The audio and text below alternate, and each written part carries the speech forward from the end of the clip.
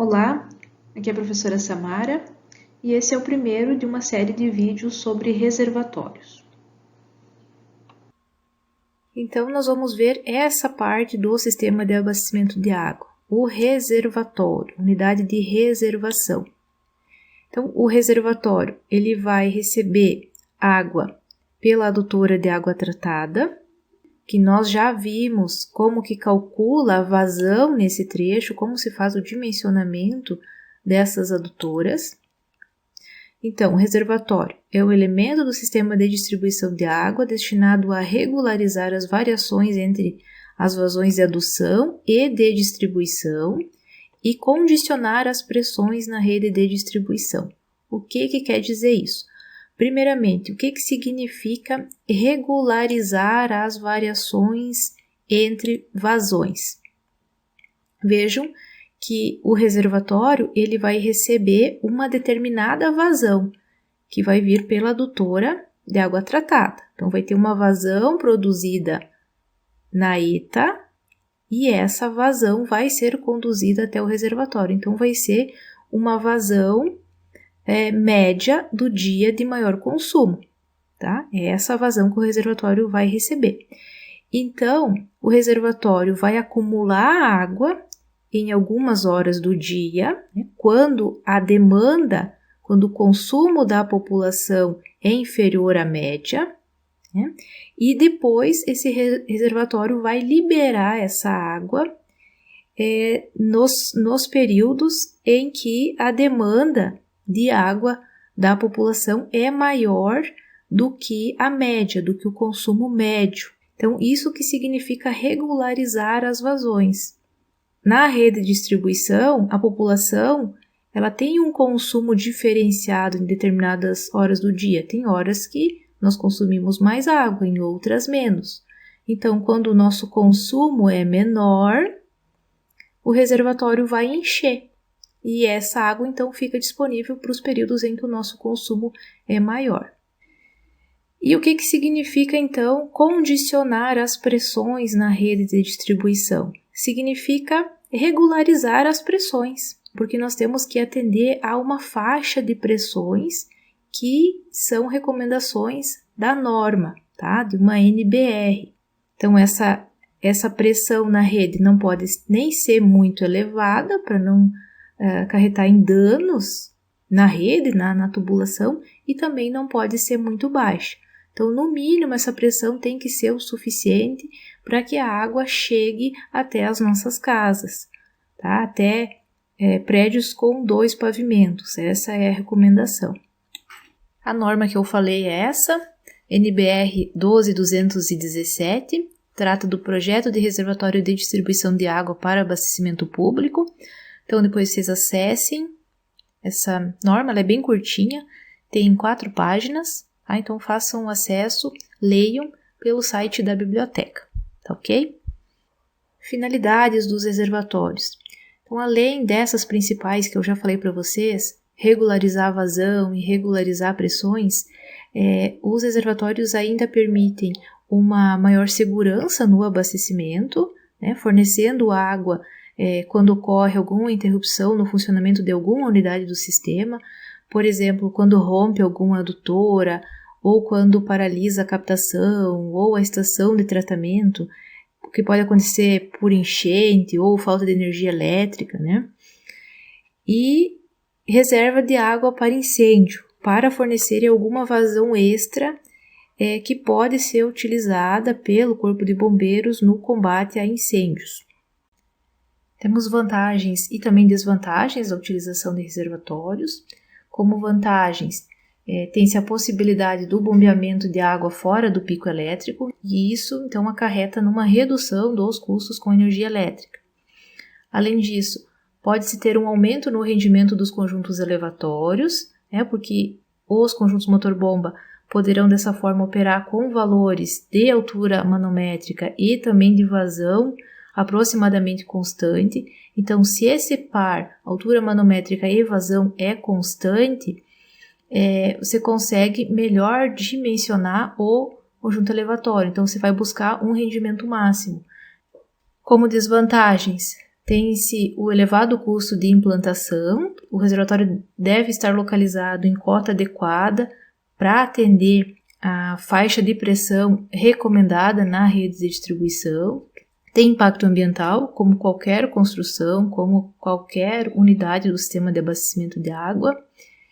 E ainda tem o problema com a perda da qualidade da água, no caso de reservatórios de grande volume em que se tem pouca circulação de água.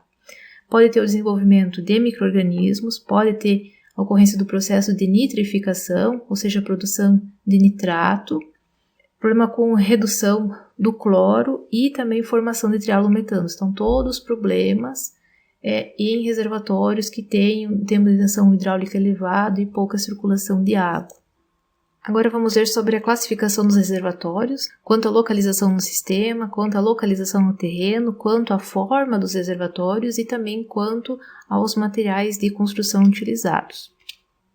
Então, a primeira classificação, quanto à localização no sistema, nós podemos ter reservatórios de montante em relação à rede de distribuição, ou seja, reservatórios então que vêm antes da rede de distribuição. Podemos ter reservatórios de jusante, ou seja, que vêm após a rede de distribuição, e também podemos ter reservatórios de posição intermediária na rede. Esses reservatórios, então, eles devem estar locados de modo a garantir na rede de distribuição uma pressão estática máxima de 50 metros de coluna d'água, ou 500 kPa, e uma pressão dinâmica mínima de 100 kPa, equivalente a 10 metros de coluna d'água. A Corsã, por exemplo, aqui no Rio Grande do Sul, nos municípios em que atende, recomenda uma faixa de pressões na rede de distribuição de 10 a 40 MCA. Os reservatórios de montante, eles fornecem água para a rede de distribuição e não o contrário, tá? Então sempre vai ser assim, do reservatório a água sai e vai para a rede de distribuição. Os reservatórios de montante, eles podem ser semi-enterrados, elevados ou ainda enterrados ou apoiados. Tudo isso vai depender da topografia do terreno. Então, por exemplo, vejam nessa primeira situação, a topografia do terreno já permite pressões na rede de distribuição suficientes dentro daquela faixa que eu mencionei, de 10 a 50 MCA. Então, um reservatório semi-enterrado, por exemplo, é suficiente para atender a essas pressões na rede. Tá? Então, nesse caso, não é necessário um reservatório elevado. Nesse outro caso, aqui embaixo, vejam que é um terreno bem plano, né? Então, como que vai fornecer na rede pressões adequadas dentro daquela faixa? Isso é possível com a utilização do reservatório elevado. Então, a altura do nível d'água desse reservatório tem que ser tal que permita atender a uma faixa de pressões de 10 a 50 MCA em qualquer ponto da rede de distribuição. Outra configuração é a utilização de reservatório de montante com distribuição escalonada. Então, isso aqui é adotado para áreas com bastante declividade, onde que se utilizasse somente um reservatório, poderia atingir nessas áreas mais baixas pressões muito elevadas. Então, por isso se utiliza mais que um reservatório de montante. Tem também essa configuração com reservatórios principal e complementar. Então, vejam aqui na figura que tem um reservatório principal, um reservatório que vai ter um volume maior, e tem um reservatório complementar com um volume menor. Então, nas horas de baixo consumo do dia, a água flui para o reservatório complementar, abastece então esse reservatório, ele enche, e essa água é utilizada nas horas em que a comunidade, a cidade tem um consumo mais elevado. E os reservatórios de jusante? Os reservatórios de jusante, então, eles ficam após a rede de distribuição. Então, vejo que aqui tem a estação elevatória, essa água vem para a rede e o que sobra vai para o reservatório de jusante. Então, esses reservatórios são também chamados de reservatórios de sobra. Esses reservatórios, eles podem tanto fornecer água para a rede, quanto receber água da rede. Então, em períodos do dia em que a demanda da população, em que o consumo é menor, sobra água na rede e essa água vai para o reservatório, então o reservatório enche. Isso acontece normalmente durante a noite.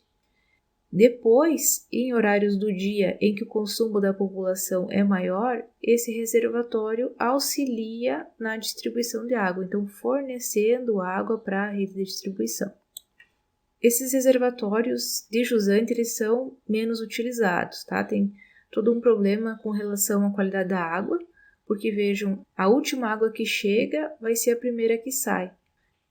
Tem também a possibilidade de utilizar reservatório de montante e também de jusante, um único sistema.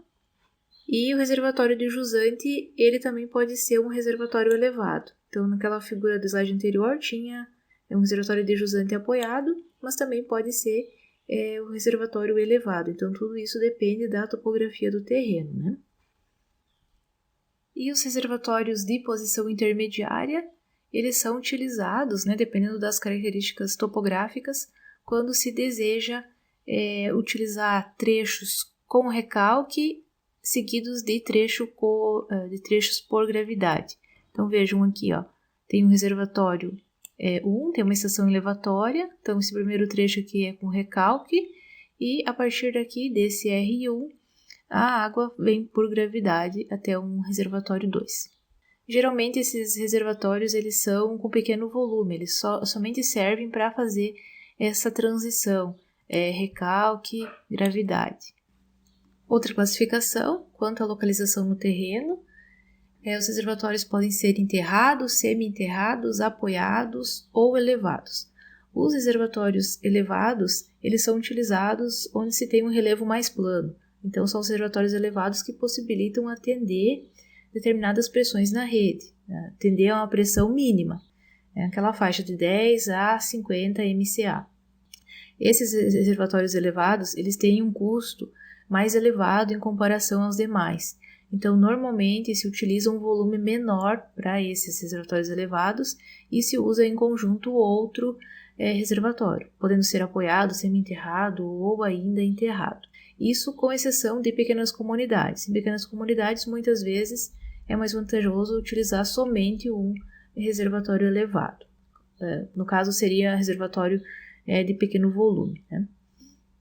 Bom, então, o reservatório enterrado fica totalmente abaixo do nível do terreno. Semi-enterrado, essa classificação se dá quando mais de 1/3 da altura total do reservatório fica abaixo do nível do terreno. E no caso do reservatório apoiado, essa classificação se dá quando menos de 1/3 da altura do reservatório fica abaixo do terreno. Então, nesse caso aqui, a figura está mostrando o reservatório apoiado totalmente acima do nível do terreno, mas pode ser que esse reservatório esteja um pouco enterrado, mas aí tem que ser menos de 1/3 da altura total para ele ser classificado como reservatório apoiado. Os reservatórios enterrados, apoiados e também semi-enterrados, eles geralmente têm um formato retangular ou circular. Aqui tem um exemplo de um reservatório enterrado no formato retangular. Aqui fotos de reservatórios semi-enterrados, ou seja, tem mais de 1/3 da profundidade, da altura desse reservatório abaixo do nível do solo. Então, exemplo aqui é um reservatório na cidade de Lins, da Sabesp, e um reservatório semi-enterrado na cidade de Soledade, da Corsã. Aqui fotos de reservatórios apoiados, um reservatório menor e outro bem maior. E aqui exemplos de reservatórios elevados. Então vejam, esse modelo aqui comumente utilizado pela Corsã, tem outras formas, né? Vejam esse aqui na cidade de Franca, esse na cidade de Jales, ó, bem bonito. Bom, acho que isso eu já falei para vocês, que quanto à forma, no que diz respeito aos reservatórios enterrados, semi-enterrados e apoiados, normalmente são circulares ou retangulares, mas não existe uma restrição, então outras formas também são aceitas. E é comum construir esses reservatórios divididos em 2 câmaras por uma parede interna, para atender às diferentes etapas de construção. Isso tudo é para diminuir, então, o tamanho das paredes e o custo de instalação. Por exemplo, no ISO de plano, constrói um reservatório, né, uma câmara, e posteriormente, quando houver necessidade de ampliação do sistema, se constrói outra câmara, então, e aproveita essa parede do reservatório já existente. Mas isso tudo é pensado antes, tá? Para atender o crescimento da população, para aquele período de projeto, início e final de plano. Já os reservatórios elevados, eles podem ser construídos em uma grande variedade de formas, como vocês viram, e tudo vai depender da imaginação do projetista. Quando se faz a implantação dos reservatórios em etapas, se prefere utilizar o formato retangular, tá? Porque se obtém uma maior economia, um menor comprimento de paredes, e daí tem uma relação ideal entre largura e comprimento, essa relação XY que é de 3/4. Então essa relação é utilizada em projeto para obter uma maior economia. E temos também nessa tabela indicações para a altura da lâmina d'água no reservatório. Então, dependendo do volume do reservatório, vai ter uma altura de lâmina d'água recomendada também para obter uma maior economia. Quanto ao material de construção, né, tem vários. Em geral, quando os reservatórios são de maior porte, se utiliza concreto armado. E, algumas vezes, também aço ou alvenaria estrutural e concreto protegido. Já nos reservatórios de menor porte, é mais comum utilizar fibra de vidro e também o aço. O que seria um menor porte? Por exemplo, comunidades isoladas, comunidades do meio rural. Tá? Vocês já devem ter visto que se utiliza esses materiais. Você vai ver ou reservatório de fibra de vidro ou de aço, geralmente.